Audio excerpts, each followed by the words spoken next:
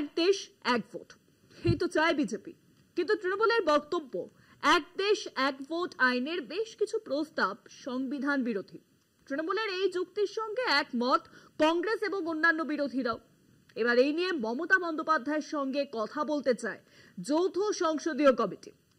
এক দেশ এক ভোট ইস্যুতে তৃণমূলের বিরোধিতা নিয়ে সুপ্রিমো মমতা বন্দ্যোপাধ্যায়ের সঙ্গে কথা বলবেন যৌথ সংসদীয় কমিটির চেয়ারম্যান বিজেপির সাংসদ পিবি চৌধুরী। না, গণতন্ত্রের সম্মানে এসব হচ্ছে বলে তো মনে হয় না। আসল কথা তো এই বেকায়দায় পড়লেই বিরোধীদের কথা মনে পড়ে বিজেপি।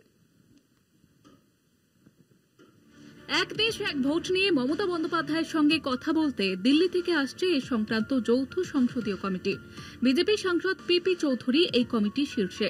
নির্ভরযোগ্য সূত্রে জানা গিয়েছে, এক দেশ এক ভোটের বিরোধী তৃণমূল নেত্রী। এ ব্যাপারে মমতা ঠিক করে দেওয়া সুরেই যৌথ সংসদীয় কমিটিতে সরব তৃণমূল। তৃণমূলের প্রধান আপত্তি মেয়াদ নিয়ে। বলা হয়েছে, কোন সরকার নির্দিষ্ট 5 বছরের মেয়াদের আগেই ইস্তফা দিতে বাধ্য হলে ভোট হবে, কিন্তু নতুন সরকারের মেয়াদ 5 বছর হবে না।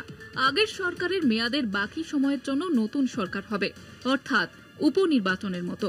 এক দেশ এক ভোটের নয়া আইনে এই প্রস্তাব সংবিধান বিরোধী বলেই তৃণমূলের বক্তব্য।